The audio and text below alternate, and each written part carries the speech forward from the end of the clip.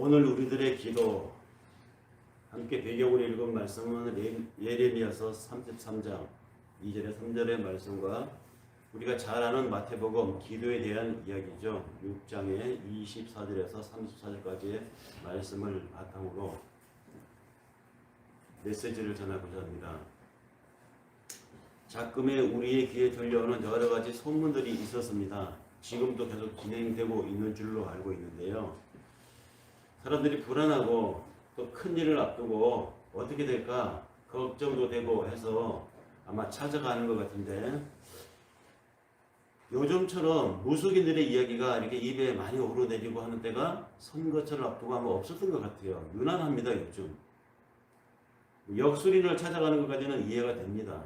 역술은 과학이고 옛날 동양식 역법 계산에 의한 통계니까 이해가 되지만, 미신에 가까운 점쟁이를 찾아가고 무속인을 찾아가고 그런 사람들에게 장래에 어떻게 될 것인가 중요한 결정을 맡기고 하는 건 굉장히 위험한 사회입니다.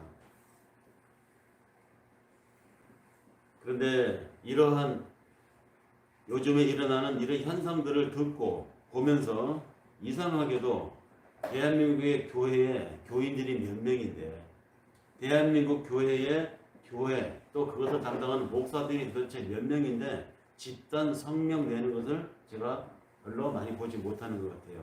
괜찮다는 것인가? 이 현상이 바람직하다는 것인가? 아니잖아요. 아니면 단호하고 분명한 집단 입장을 발표해야 되는데 그런 것이 잘 나오지 않아서 참 아리송한 세태를 우리가 살고 있는 것 같습니다.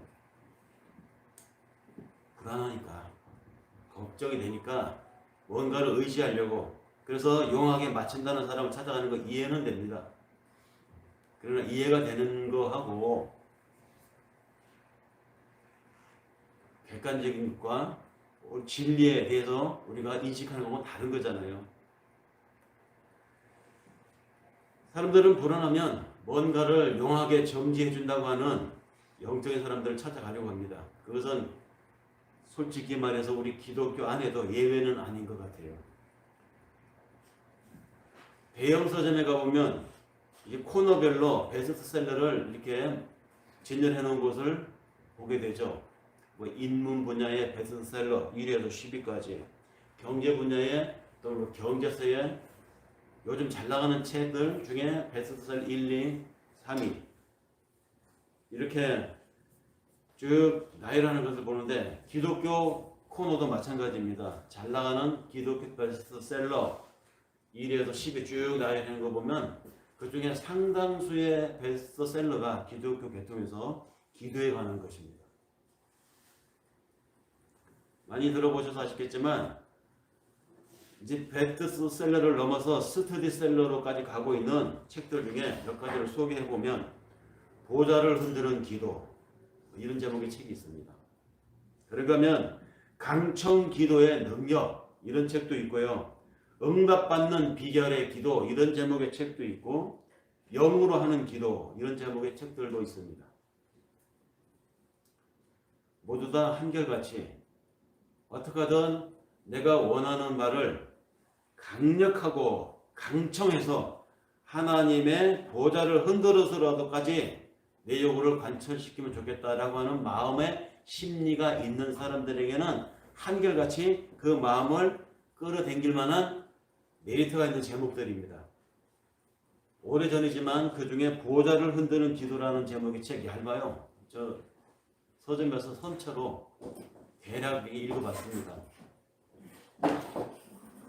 사서 볼 필요는 없는 책인 것 같아요.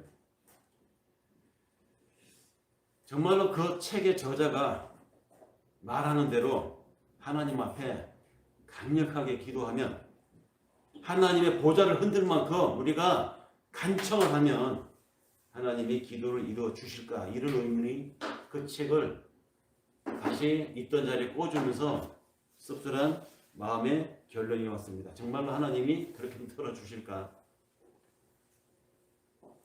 성경을 읽어보신 분들은 아시겠지만 성경에서 말씀하시는 하나님의 계획이 있습니다. 하나님의 목적이 있습니다. 그 하나님의 목적과 하나님의 계획은 이미 영원 전에 계획이 되어 있었고 이미 영원 전에 완성이 되어 있었습니다. 하나님은 모든 것을 다 하실 수 있는 분이라고 우리는 알고 있습니다. 하나님은 모든 걸 다 아시는 분이라고 우리는 알고 있습니다. 성경도 그렇게 증거합니다. 그렇다면 모든 것을 다 하실 수 있고 모든 것을 다 아시는 그 하나님이 어떤 것을 계획을 하셨다면 어떤 것을 목적하셨다면 그것은 이미 완성되었고 돌이킬 수 없는 것이다 이 말이죠. 그래서 우리는 주기도문에서도 그렇게 기도하지 않습니까? 뜻이 하늘에서 이루어진 것 같이 땅에서도 이루어지리라. 바로 그런 의미입니다. 이미 하나님의 뜻은 하늘에서 다 이루어져 있습니다. 하늘에서 다 이루어진 것처럼 이 땅에서도 우리의 삶에서 이루어 주시옵소서. 이 말은 하나님이 이미 그 당신의 계획과 목적을 완성해 놓으셨는데 그것을 다만 현실에서 우리가 오늘을 살면서 우리가 내 시간을 통해서 내 인생을 통해서 이루어가고 계시다. 그 과정이 개인적으로는 인생이고 인간들의 집단으로는 역사입니다. 그러니까 인생과 역사를 통해서 하나님은 오늘 현실 속에서 이루어가고 계시다는 것이죠. 이루어가고 있는 이 일이 하나님의 관점에서 봤을 때는 이미 완성되어 있는 일이다. 그렇게 완성되어 있고 계획이 되어 있는 그 하나님의 일을 어떤 사람이 강력하게 기도한다고 해서 하나님의 그 계획을 흔들어서 바꿔서 변경해서 너만은 예외로 내가 이 계획을 이루어주겠다라고 하실까요? 그래서 의문이 든다는 것입니다. 모자를 흔들 만큼 강력하게 기도를 하면 하나님이 들어주실까? 만약에 그렇게 기도한다고 해서 그 기도를 하나님이 들어주시는 하나님이시라면 그 하나님은 조석 변개하는 하나님이죠. 아침의 마음과 저녁에 마음이 달라지는 하나님이라면 우리가 그런 하나님을 어떻게 전지전능하신 하나님, 변치 않는 하나님, 신실하신 하나님이라고 믿고 고백하고 따를 수 있겠습니까? 그럼에도 불구하고 여전히 우리 기독교 안에서도 무당시 지성이면 감천이라고 정성을 다하여 기도하면 하나님이 반드시 들어준다고 생각하는 샤머니즘적인 기도가 여전히 희행하고 있습니다. 그런 생각을 갖고 있기 때문에 어떤 사람은 내가 이번에 작정한 게 있는데 하나님이 반드시 들어주시도록 내가 작정하고 30일, 40일 작정 기도하고 내가 산에 올라갈 거야. 그래서 산에 올라가서 밤마다 막 아이고 대이고 하나님 막 외치고 막 너 소나무 뿌리 몇 개를 뽑을 만큼 내가 기도하고 완전하고 그랬더니 하나님이 이루셨다고 이렇게 이상한 간증하는 분들의 이야기를 들으신 적이 있죠. 하나님이 당신의 계획을 바꿔서 그걸 들어주시겠습니까? 하나님의 계획 안에 있는 것인지도 모르죠.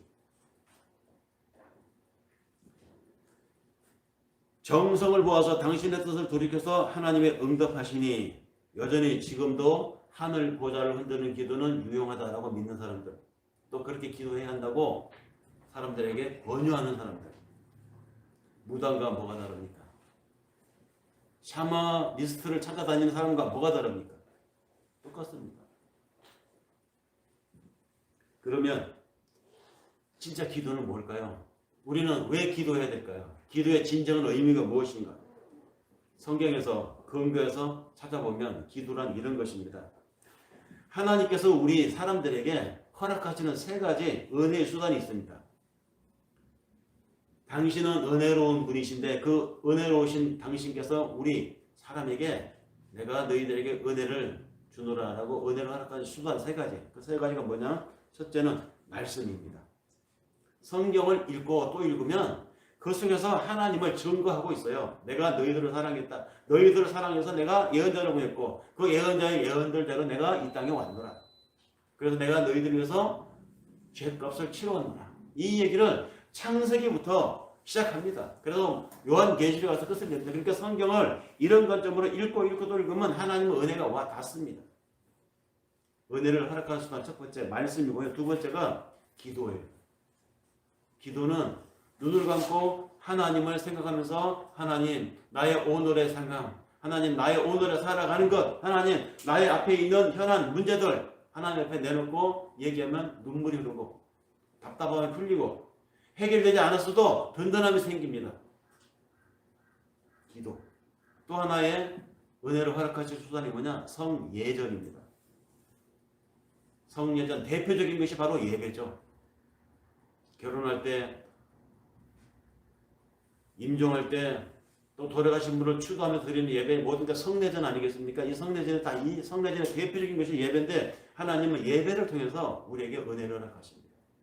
이렇게 말씀과 기도와 예배를 통해서 하나님이 우리에게 은혜를 허락하시는 수단으로 삼으셨는데 상당수의 사람들이 그 중에 하나인 기도를 하나님의 은혜로 받는 수단이기보다는 자신의 욕심을 관철시키는 수단으로 오남용을 해오고 있더라는 것이죠.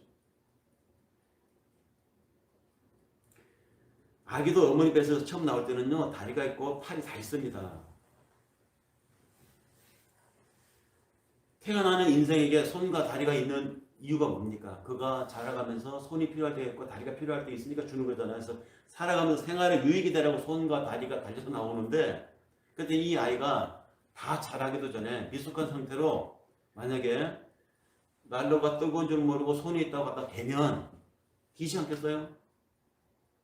여기 위험한 상태인데도 위험을 모르고 걸을 수 있다고 막 달려서 그 위험한 상태로 돌진하면 어떻게 되겠습니까? 그 손과 그 다리가 살면서 생활에 유익을 위해서 주신 것인데 그것이 오히려 위험한 것을 만지거나 불안한 상태로 돌진하게 되면 오히려 그 손과 발이 그 미숙한 아기에게 해가 됩니다. 마찬가지예요. 기도도.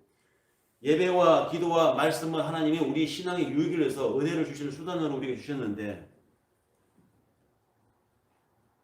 하나님이 우리에게 유익을 주신 이 기도가 우리의 욕심으로 우리의 욕망으로 오용이 되거나 남용이 된다고 하면 그 남용된 기도, 오용된 기도가 오히려 우리 신앙생활에 해를 줄 수 있다는 말입니다. 자, 우리가 하나님을 믿는 사람이 되었어요. 소위 신자, 하나님의 자녀, 신의 자녀가 되었습니다. 우리가 신의 자녀가 되었다는 이 사실은 우리의 가치관이 변한 것이죠. 이전에는 내가 세상 사람들 앞에 인정받기 위해서 열심히 살았고 이전에는 내가 돈을 벌어서 사람들 앞에 떵떵거리기 위해서 잘난 척하기 위해서 내가 돈을 벌었다면 이전에는 내가 성공해서 남에게 약호 죽지 않고 남에게 열등감 갖지 않고 살기 위해서 내가 열심히 살아서 성공하기를 원했다면 그것이 이전에 내가 살 방식이었다면 하나님을 알고 믿음의 자녀가 된 이후로는 바뀝니다. 어떻게 바뀌느냐? 내가 나를 위해서 성공하는 것이 아니라 하나님을 위해서 내가 사는 것으로 바뀐단 말이죠. 혹 성공을 해야 된다면 왜 해야 되느냐? 하나님의 영광을 위해서 성공을 해야 하는 목적의 끝자락이 바뀌는 것입니다. 나를 위해서 살았던 이전의 삶에서 하나님의 영광을 위해서 내가 살아가는 나의 가치관이 전환이 일어나는 것이죠. 바로 이 가치관 전환을 일어나가지고 살아가는 삶을 새로운 삶, 생명으로 사는 삶, 저주로 죽었던 사망의 삶에서 이제는 생명으로 옮겨진 삶, 이런 걸 이렇게 표현하지 않습니까? 그런데 그렇게 표현되어진 바로 그 순간 우리를 지배해왔던, 나를 짓눌러왔던, 이전에 속된 가치관으로 살도록 나를 추동했던 세력이 있어요. 바로 사단입니다. 그 사단이 그냥 놔두질 않아요. 흔듭니다. 믿음의 무용성을 가지고 흔들기도 하고 교회 가봐야 별 볼일 없다고 하는 이런 여러 가지 예들을 제시하면서 흔들기도 하고요. 말씀 읽어보니 무료하고 재미없고 이해도 안 된다. 하나님이 주신 은혜의 수단을 의심하게 만들고 그것이 별 유익이 되지 않는다고 여러 가지 사례들을 찾아서 제시하면서 우리를 흔들어요. 바로 그 흔드는 사단의 삶을, 사단이 흔드는 그런 삶을 우리가 흔들리지 말라고 우리에게 주신 것이 기도입니다. 신앙생활에 유용하라고 주신 게 기도예요. 죽었던 영이 하나님의 은혜로 되살아나서 이제 세상에서 하나님을 향해 돌아서는 순간 사단이 그 살아난 영을 공격하기 시작할 때 그 공격에 대처하며 이 땅을 살아갈 수 있도록 하나님이 허락하신 유일한 방식 기도입니다. 그것이 바로 기도의 진정한 의미입니다. 기도는 세상의 힘에서 돌이켜 하늘의 힘으로 살아가려고 하는 우리 신앙생활에 유익이 되는 것이지, 내가 세상에서 탐내고 욕심내고 되었으면 하는 어떤 바람을 소원 성취를 위한 수단이 기도가 아니다, 이 말입니다. 그동안 사단은 우리의 불분명한 신앙인들에게, 잘못 믿어온 신앙인들에게 이 기도를 왜곡시켜 왔습니다. 우리로 하여금 자신의 욕심을 구하는 것에 기도하게 했고, 자신의 탐욕을 채우는 것에 이 기도를 구하게 해서, 그래서 내가 기도했더니 힘을 얻었다, 내가 기도했더니 성공을 하였다, 내가 기도했더니 많은 사람들이 나를 알아주는 소위 셀럽으로 내가 컸다, 이렇게 말하는 사람들의 간증을 듣기도 합니다. 실제로 마귀는 그렇게 기도하는 사람에게 그렇게 기도한 내용을 채워줄 능력이 있어요. 광야에서 예수님을 시험하러 왔던 마귀가 40일 금식기도하는 예수께 찾아와서 뭐라고 그랬습니까? 돌로 하늘에서 성전 꼭대기에서 뛰어내려 온갖 시험을 다 했죠. 그러면서 예수에게 부연 설명하는데 뭐라고 했습니까?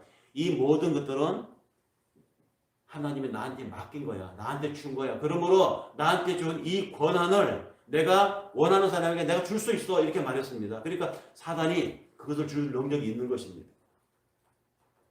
어떻게 보면 그런 것을 구해서 그것을 기도로 응답받았다고 하는 사람은 내가 이거 사단으로부터 받았는지 안 받았는지 잘 생각해 봐야 돼요. 기도해서 성공했는데 성공해서 교만해져가지고 신앙을 버리는 사람들이 있습니다. 그렇게 어렵게 살 때는 기도 열심히 하더니 정말 물질적으로 성공하고 나니까 교회도 딱 끊고 기도 생활도 안 하고 세상 연락에 빠져서 살아가는 사람들을 본 적이 있습니다. 그 사람, 그 물질, 그 성공 누가 준 것이겠습니까? 사단이 작전을 잘 잡고 사단이 그렇다면 성공한 것입니다.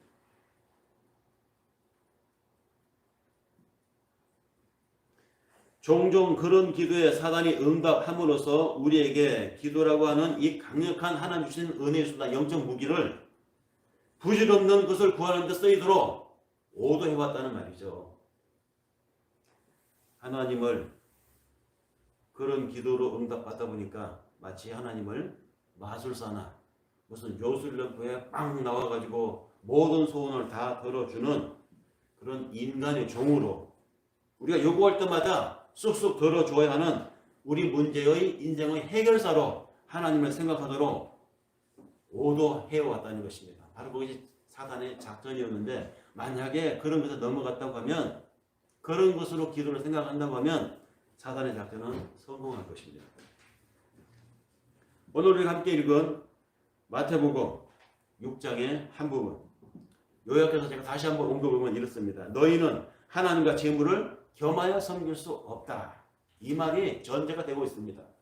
세상을 향해서 살아가느냐, 세상을 위해서, 세상에서 나를 위해서 살아가느냐, 아니면 이 세상에서 내가 하나님을 위해서 살아가느냐, 이 둘 중에 하나이어야지 두 개를 겸할 수 없다는 것입니다. 하나님, 내가 당신을 열심히 믿으면 나를 부자도 만들어 주실 것이죠. 그러니 나는 돈도 사랑하고 하나님도 사랑하고, 아니 하나님 나를 성공시켜 주셔서 내가 높은 자리에 올라가고 돈을 많이 벌게 되면 하나님 교회도 짓는데 내가 헌금도 더 많이 하고 하나님의 영광을 더 크게 드러날 수 있지 않겠습니까? 하나님 나를 성공시켜 주셔서 나를 당신의 영역에 크게 사용하여 주시옵소서, 이런 말은 있을 수 없다는 것이죠. 자신의 욕망을 하나님 갖다 끌어다려고 합리화시키는 것에 불과하다는 말입니다.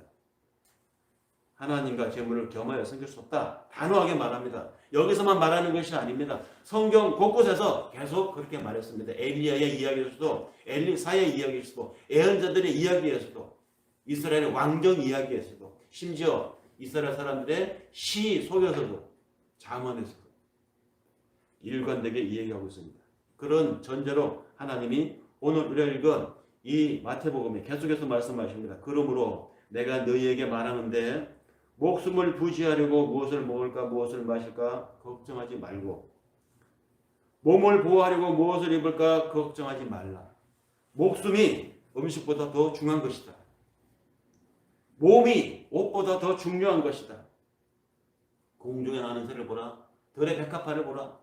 언제 공중에 나는 새가 자기가 호피 무늬 옷을 입으려고 애를 쓰는 거 봤냐? 들의 백합화가 더 멋있는, 장미보다 더 멋있는 색깔의 옷을 입으려고 자기가 스스로 자기의 길쌈하는 걸 봤느냐?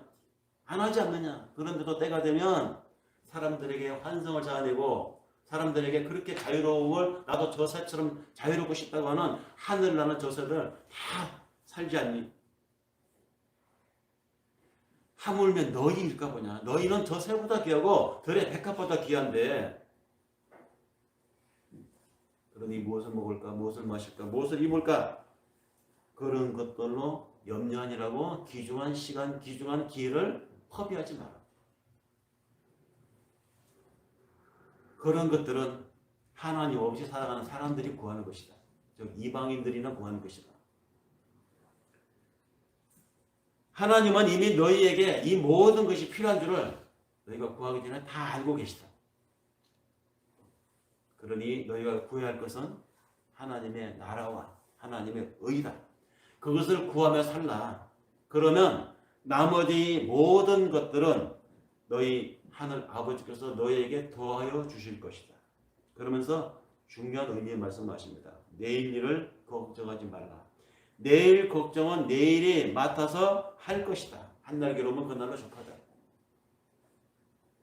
분명히 하나님께서는 이 말씀을 통해서 우리에게 말씀하십니다. 입을 것과 먹을 것을 위해서 기도하지 말라. 우리의 구할 바는 오직 하나님의 의이고 하나님의 나라이니, 그러면 하나님이 그 나라 그 의를 위해서 필요한 것을 더하신다는 것입니다.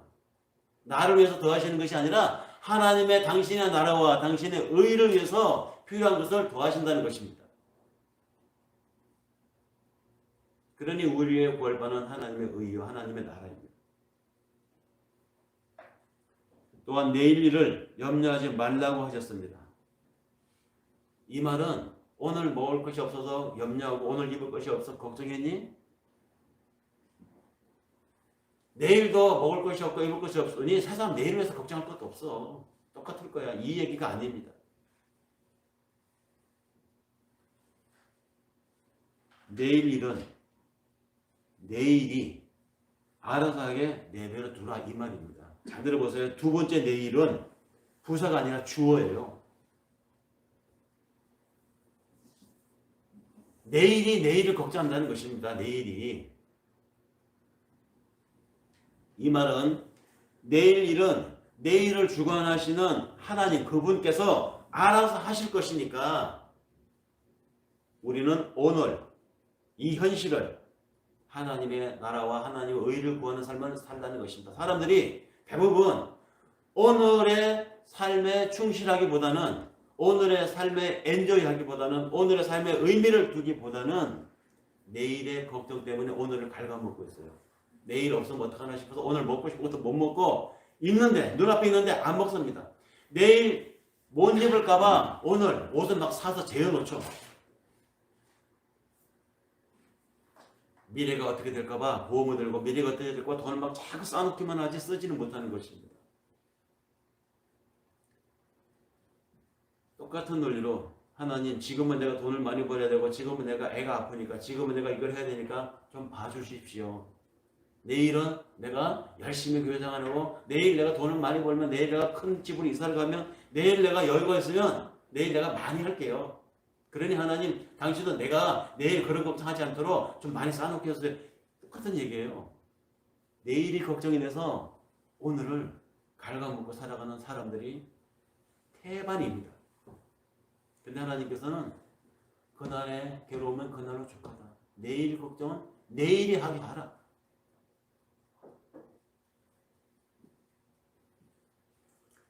우리는 오늘을 사는데, 오늘을 사는데 어떻게 살아야 되느냐? 오늘을 살면서 기도하면서 살아야 됩니다. 근데 어떤 기도를 하면서 살아야 되느냐? 하나님의 나라와 하나님의 의를 구하며 살라고 했습니다. 그거면 족하다는 것입니다. 그런데 그럼 우리가 구해야 될 그 하나님의 나라와 그 의가 도대체 뭘까요? 너무 추상적이잖아요. 하나님의 나라, 하나님의 의, 저는 그렇게 살고 싶습니다. 하나님, 저 하나님께 영광을 돌리며 살고 싶어요. 그런 것이 도대체 구체적으로 우리 현실에서 뭘까요?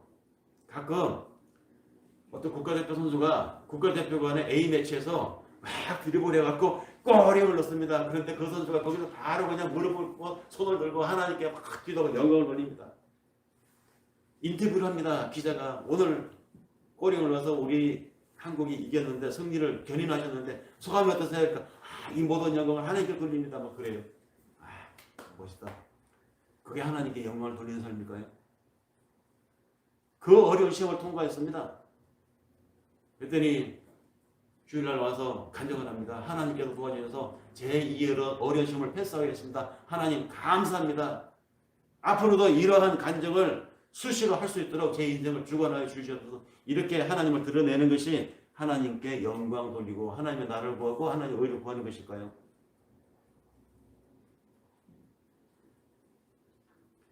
단서는 골로새서 1장 9절에서 12절에 있습니다. 제가 그대로 옮겨볼게요. 잘 들어보세요. 이로써 우리가 듣던 날로부터 너희를 위하여 기도하기를 거치지 아니하고 구하노니 너희로 하여금 모든 신령한 지혜와 총명에 하나님의 뜻을 아는 것으로 채우게 하시고 주께 합당히 행하여 범사에 기뻐하게 하고 모든 선한 일에 열매를 맺게 하시며 하나님을 아는 것에 잘하고 그 영광의 힘을 쫓아 모든 능력으로 능하게 하시며 기쁨으로 모든 견딤과 오래 참음에 이르게 하시고 우리로 하여금 빛 가운데 성도의 기업의 본분을 얻기에 합당하게 하신 하나님께 감사하기를 구하노라. 골로새 교인들에게 바울이 기도의 내용을 기도문으로 보낸 한 부분입니다. 바울이 골로새 교인들을 위해서 기도했어요. 그런데 어떤 내용이냐? 제가 옮겨드린 내용입니다. 내용을 보면 골로새 교인들이 지금 쌀이 없어요. 골로새 교인들이 지금 집이 너무 좁아요. 그들이 모여서 예배드리는데 교회가 너무 형편없어요. 하나님, 내가 교회를 위해서, 그들의 쌀을 위해서, 그들의 궁핍을 위해서 지금 기도합니다. 이 내용입니까? 바울이 한 기도 내용을 보십시오. 바울이 골로새 교회를 위한 기도는 그들의 세상적인 필요를 위한 내용이 아니었습니다. 그들의 신앙적인 성숙을 위한 기도였습니다. 하늘 시민으로 자라갈 수 있도록, 그래서 세상에서 성도로 살아가는 데에 찾아올 사단의 태클과 방해와 사람들의 따가운 시선을 이겨내고 견뎌낼 수 있도록 기도하는 것입니다. 이게 기도입니다. 이게 바로 하나님의 영광을, 하나님의 나라를, 하나님의 의를 구하는 것입니다. 정리하면 보세요. 바울이 한 기도 이렇게 기도했습니다. 첫째, 모든 신령한 은혜와 모든 신령한 지혜와 총명이 하나님의 뜻을 아는 것에 이르도록, 즉 채워지도록 이걸 기도했죠. 그러니까 하면은 주께서 합당히 행하여 범사 기쁘게 하고 모든 선한 일에 열매를 맺게 하시기를 기도했습니다. 그런가 하면 하나님을 아는 것에 자라가기를 기도했습니다. 그런가 하면 그 영광의 힘을 쫓아 모든 능력으로 능하게 하기를 기도했습니다. 또 기쁨으로 모든 결단과 오래 참음에 이르게 하기를 기도했고, 무엇보다 끝에 은혜로운 말씀은 우리로 하여금 빛 가운데 성도의 기업의 분분을 있게 합당하도록 여기게 하신 하나님께 영광 돌리는 삶을 살라. 이걸 기도했습니다. 다시 말해서 당신들이, 여러분들이 하나님의 자녀가 되었다는 것, 이걸 기뻐하게 여기도록 우리는 기도합니다. 성도로서 하나님의 자녀가 되었다면 그거로서 그 이상의 무엇을 더 원하겠는가? 이것을 바울이 골로새 교인들에게 기도 내용이라고, 바로 그러한 삶이 하나님의 나라와 그 의를 구하는 삶이라고 소개하고 있습니다. 어떤 분은 그렇다면 우리가 이 땅에서 우리의 필요한 거, 쌀과 집을 위해서 기도할 필요가 없는가? 전혀 구할 필요가 없다는 말인가? 이런 의문이 생길 수 있습니다. 하나님은 우리들의 아버지입니다. 그래서 우리가 하나님 거룩하신 분이요, 전능하신 분이 이렇게만 말하지 않고 꼭 하나님 아버지 이렇게 부르잖아요. 하나님 아버지. 하나님은 우리들의 아버지입니다. 우리는 그분의 자녀입니다. 자, 아버지와 자녀의 대화가 기도예요. 그 기도는 뭘 구한다고 하는 개념으로만 사람들이 생각하니까 그럼 구할 필요가 없겠네, 아버지한테 기도할 필요도 없겠네, 이렇게 생각하는데, 기도는 하나님과의 대화라는 말입니다. 당연히 자녀들은 그 필요를 아버지께 구해야죠. 기도는 내가 그분의 자녀다라고 하는 이 전제에서 출발하는 것입니다. 자녀인 내가 아버지인 하나님께 부탁하고 요구할 수 있는 것은 특권이에요. 이 대화를 나눌 수 있는 관계에 있다는 것 자체가 이미 우리는 선택받은 사람들입니다. 거기에서 기도는 출발합니다.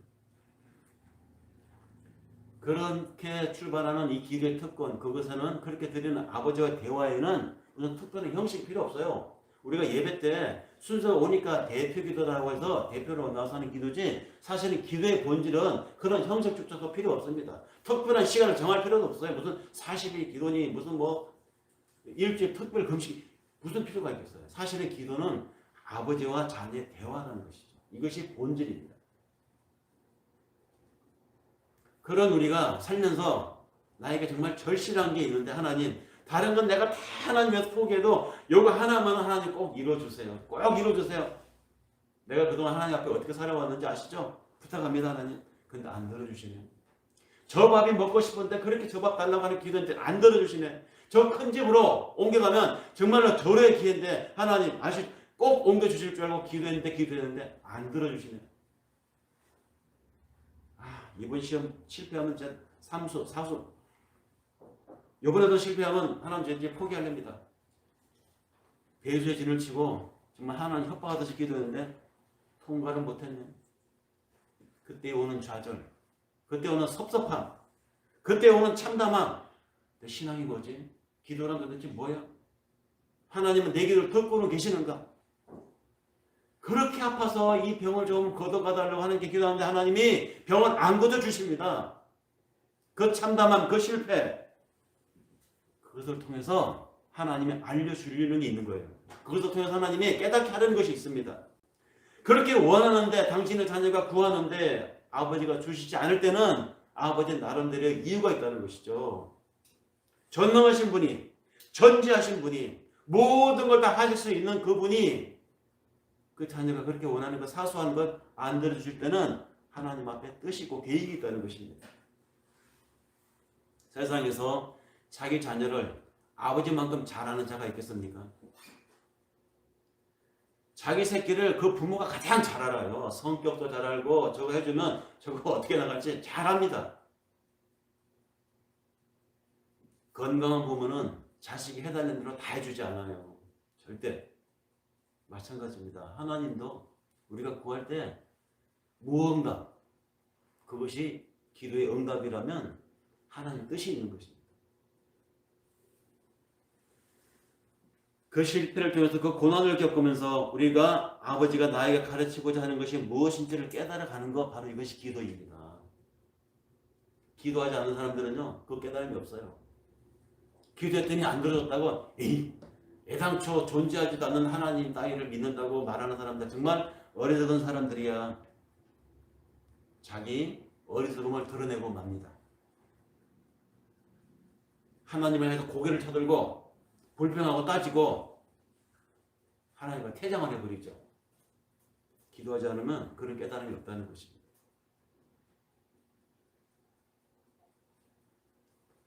자녀가 요구한 것을 주었을 때 그것이 그 자녀에게 해가 될지 독이 될지 잘 알기 때문에 자녀가 원한다고 다 들어주지 않습니다.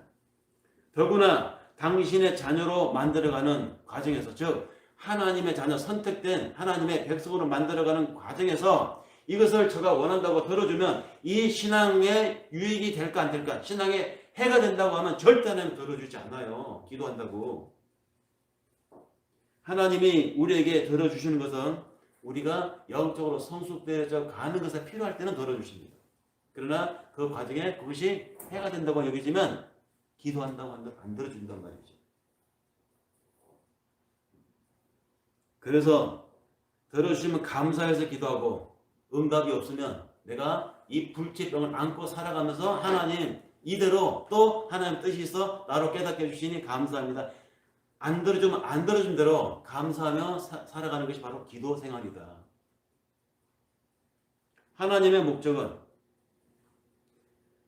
하나님의 사랑하는 자녀들이 이 세상에서 자기 소원으로 만사 형통을 이루며 일시적으로 살다 끝난 이 땅에 뿌리 박고 살기를 원치 않습니다. 그것이 하나님이 우리를 향하신 소원이에요.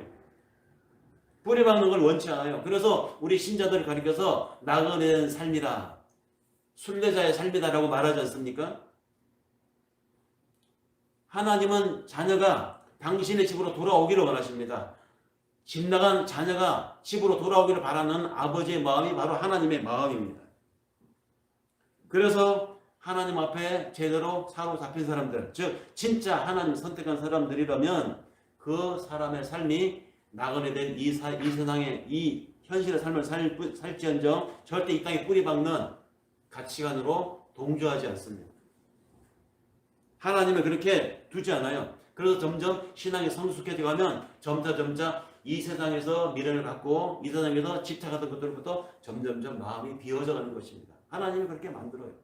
당신의 자녀를. 이 과정에 필요한 것이 바로 기도다. 세상을 너무 좋아하여 아버지 집에 관심을 두지 않도록 하나님이 사랑하는 자라면 절대 방치하지 않습니다. 우리가 추구하는 대부분의 것들을 한번 생각해 보십시오. 기도하면서 구했던 것들 가만히 보면 결국은 내 바램들이었어요. 내 바램들. 그것이 하나님의 바램이 아니라 내 욕망들이었고 내 탐욕들이었고 나의 구함, 나의 바램들이었습니다. 그러니 아버지께서 내 욕심으로 구하는 것들을 덜어 주실 수 있겠습니까? 안 들어주시죠.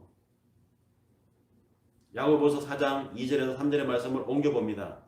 여러분들은 욕심을 부려도 얻지 못하면 살인을 하고 탐내어도 가지지 못하면 서로 다투어 싸웁니다. 여러분이 얻지 못하는 것은 구하지 않기 때문이요. 구하여도 얻지 못하는 것은 자기가 쾌락을 누리는 데 쓰려고 하기 때문에, 즉 잘못 구하기 때문에 하나님이 주시지 않습니다. 야고보서 이 본문의 말씀이 뭡니까? 기도의 정석을 이야기하고 있습니다.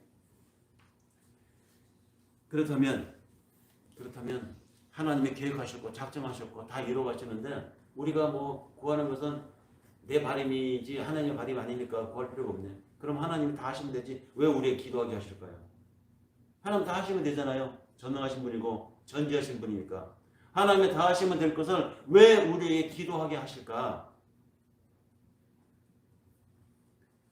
하나님은 당신께서 계획하신 당신의 일을 하십니다. 그리고 그 일은 우리가 기도하고 요구한다고 떼쓴다고 바뀌지 않아요. 절대 바뀌지 않습니다. 그런데 우리가 알아야 할 것이 있어요. 하나님은 당신의 일을 하시는 수단으로 우리의 기도를 사용하신다는 사실. 함께 읽은 예레미야서 예언자가 호소한 내용 잘 아시죠? 이스라엘이 망해가고 있을 때입니다. 자기 민족을 해서 그래도 예언자인데 얼마나 기도했겠어 예레미야가. 그런데 하나님 막아주십시오. 이 일만은 안 됩니다. 우리 민족을 해서 정말 이 일은 안 됩니다. 하나님 막아주십시오. 그런데 나라가 망하네. 망할 뿐만 아니라 주요 엘리트 백성들이 다 포로로 끌려가네. 거기에 엘리야도 포함되어 있었습니다. 엘리야가 상심했어요. 하나님 어찌 이렇게 너무 가혹하십니다. 좀 봐주시죠. 근데 하나님은 당신이 계획하신 일이었어요.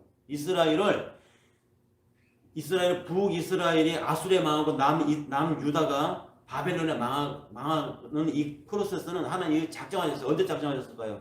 모세를 통해서 출애굽할 때부터 작정하셨어요. 왜? 이 모든 과정은 하나님 앞에서는 시간에 흐름이 없잖아요. 크로노스가 없잖아요. 카이로스잖아요. 하나님이 다 이 계시 세계에서 완성되어 있었던 것입니다. 그 일을 하나님이 하시는 겁니다.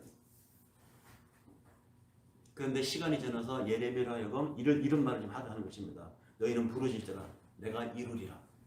뭘 부르짖으라는 것입니까? 하나님 당신의 나라가 임하옵도록 나를 써주시옵소서. 하나님 당신의 의가 이 땅에 임하도록 나를 사용하여 주십시오. 이 민족을 사용하여 주시옵소서. 이끌어 주시옵소서. 이걸 구하라는 것입니다. 그러면 하나님이 너희의 구하는 그 기도를 통해서 내가 하겠다는 거예요.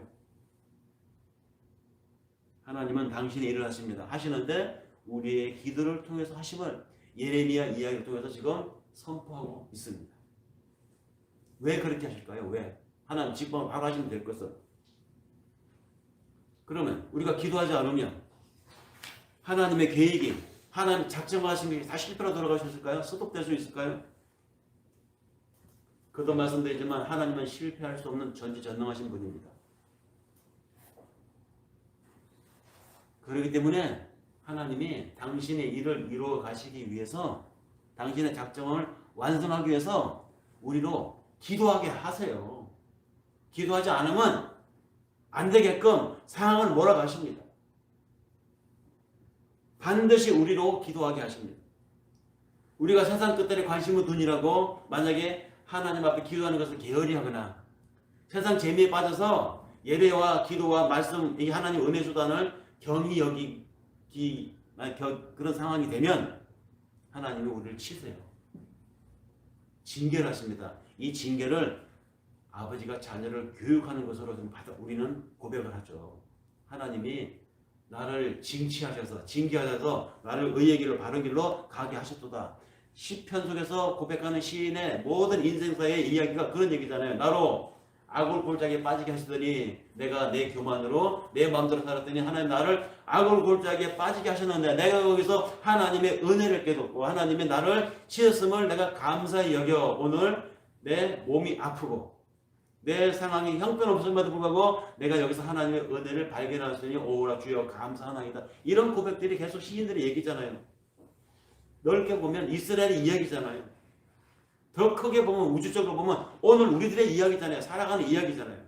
살면서 어려움 속에서도 하나님 그래서 내가 하나님의 은혜를 발견합니다. 기도입니다. 이게 기도하게 하십니다. 그런 하나님의 많은 이야기들이 기도 생활을 통해서 바로 이것이 기도다. 그래서 성경은 곳곳에서 반복해서 강조하여 기도를 이야기하는 것입니다. 우리는 그렇게 자기 기도로 하나님의 뜻이 내 생애에 나의 삶에 내 시간 속에 이루어져 가는 것을 보면서 하늘의 행복을 이 땅에 살면서 경험하게 됩니다. 그리고 그런 일들이 내 신앙생활 속에서 반복되어져 가면서 점차 더 깊은 신앙의 경지로 나아가게 되는 것이죠. 소위 성화가 심화가 이루어져 가는 것입니다. 영성 심화가 점점 더 깊은 하나님의 은혜를 사모하게 되는 것이죠. 그래서 우리의 기도는 우리에게 우리 신앙생활에 유익한 것이라는 말입니다. 기도를 통해서 내가 하나님의 사람으로 어떻게 변화되었는가 이것이 기도에 받은 척도이지 내가 기도하여 하나님께 얼마나 많은 응답을 받았는가 그것은 하나님의 기도에 받은 척도가 아니에요. 척도가 되어서도 안 돼요.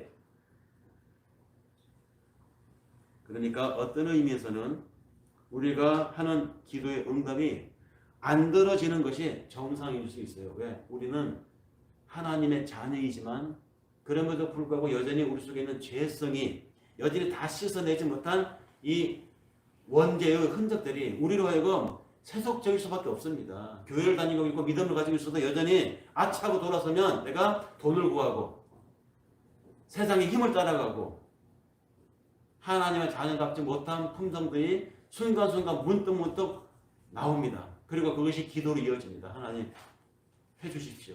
이루어 주십시오. 되게 해주십시오. 그러니 우리의 기도가 신앙의 유익에 그것이 플러스가 된다면 하나님이 들어주시겠지만 하나님 보시기엔 그것은 유익이 안 돼요. 그러면 안 들어주십니다. 하나님의 뜻에 응하는 것이 더 많은 것이 우리들의 바람이기 때문입니다. 시편 106편 14절에서 15절에 보면 시인이 이런 고백한 내용이 나옵니다. 그들은 광야에서 욕심을 크게 내었고 사막에서는 하나님을 시험하기까지 하였다. 그래서 주께서는 그들이 요구한 것을 들어주셨다. 하지만 그들의 영혼은 탈의하게 되었다. 창백하게 되었다는 것입니다. 하나님을 시험하고 하나님에게 요구해서는 안 되는 것까지 막 요구하고 그러는데 근데 하나님께서는 광야에서 이스라엘을 얘기하는 것입니다. 그들이 요구하는 것을 들어주셨다는 것이죠. 그런데 시인이 보기에는 그렇게 들어준 그 요구, 응답이 오히려 그들의 영혼을 탈의하게, 창박하게, 구차하게 만들었다. 이 시인의 고백이 하나님이 응답이 정말로 축복이기만 하겠는가 생각해 보라는 것입니다. 이스라엘은 광야에서 하나님께 엉뚱한 것을 정말 많이 구했었습니다. 그럼에도 하나님은 그들이 구하는 것을 들어주셨습니다. 하지만 시인은 그들이 그렇게 구하여 얻은 것은, 그 받은 것이 그들의 영혼에 파리한 결과를 초래했다고 고백합니다. 우리가 요구하는 것을 받는 것이 우리의 영적인 성숙에 도움이 되는지 안 되는지 하나님 판단하십니다. 또 우리가 받았다면 그것이 내 영적 성장에 도움이 되는지 잘 판단해보라는 이야기죠. 그러니 내 필요한 것을 요구하기보다 하나님이 내 삶을 통해서, 내 일을 통해서 당신의 나라, 당신의 의가 이루어지기를 구하는 기도, 하나님의 의와 하나님의 나라에 관한 기도를 하는 것이 바른 기도, 그것이 기도의 방향이어야 한다, 이 말입니다. 기도는 하나님과 내가 이제 대화하는 관계에 초점이 맞춰져 있는 것이고, 삶에서 요구하는 것이 이루어지고 안 이루어지고는 사실 그렇게 큰 중요한 문제가 아니라는 것입니다. 오늘 살다가 내일 당장 내가 질병으로 죽든 사고로 죽든 유명을 달리한다 하더라도 우리는 소중한 것을 얻었잖아요. 내가 하나님 알고 하나님에 대한 신앙을 갖고 살아간다고 하면 그 나머지는 사실 부수적이고 지극히 사소한 것일 수도 있다는 말입니다. 그렇게 살다 간 사람들이 얼마나 많습니까? 바울이 그렇게 살았고 베드로가 그렇게 살았고 성경에 나오는 모든 신앙의 선진들의 삶이 사실은 그런 삶이었어요.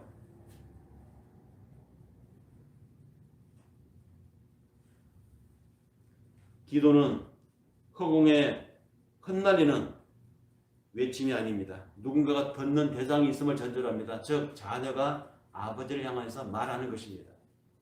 인격적인 실체, 즉 누군가가 듣는 존재가 있다고 하는 것, 바로 이것이 전제가 된 나의 외침, 나의 기도. 이것이 기도의 실체입니다. 인격적인 관계, 자녀와 아버지의 관계. 말씀을 정리할 때가 된 것 같습니다. 요한복음 16장 22절에서 23절에 보면 이런 말씀이 있습니다. 너희가 아버지께 구하는 것은 무엇이든지 아버지께서 내 이름으로 주실 것이다. 지금까지는 너희가 아무것도 내 이름으로 구하지 않았다. 구하라. 그러면 받을 것이다. 이것은 너희에게 기쁨이 넘치게 하려는 것이다. 기도, 하면 하나님 주신다고? 하자, 기도하자. 기도하자, 얻자, 기도하자, 구하자. 하나님 앞에 우리가 이렇게 기도하죠. 이런 기도에 힘을 주는 말씀입니다. 그런데 이 말을 꼭 하면 안 돼요. 구해야 할 것이 있고 구하지 말아야 할 것이 분명히 나옵니다. 구해야 할 것은 무엇이냐? 구하지 말아야 할 것은 무엇인가? 구하지 말 것은 세상의 힘입니다. 세상의 가치관입니다. 힘을 가지면 그가 모든 것을 정의하고 모든 것을 정리할 수 있다고 하는 세상의 힘. 불의로 탈취한 것이었죠. 수단이 엉망이었다 할지라도 끝에 가서 이기면 모든 역사를 자기 편으로 쓸 수 있다고 하는 이 세상의 힘. 과정이 불법이라도 편법이라도 상관없어요. 이기면 된다고 하는 이 힘. 이것이 바로 세상의 힘이잖아요. 이 세상의 힘을 구하지 말라는 것입니다. 그러면 구해야 될 것은 뭘까요? 우리가 기도해서 구해야 될 것. 그것은 하늘의 자녀로서 살아가는 삶의 원리를 구하라는 것입니다. 내려놓는 삶. 거룩한 삶으로 전진과 성숙해 나가는 것. 이것을 구하라는 것입니다. 그것을 주 예수의 이름으로 구하라고 말합니다. 너희가 아버지께 구하는 것은 무엇이든지 아버지께 내 이름으로 구할 것이다. 내 이름으로. 예수님 하신 말씀이잖아요. 예수님이 내 이름으로. 우리가 그래서 기도할 때 마지막 기도 어떻게 마무리합니까? 우리 주 예수 그리스도의 이름으로 기도하옵나이다. 이 말의 의미가 뭡니까?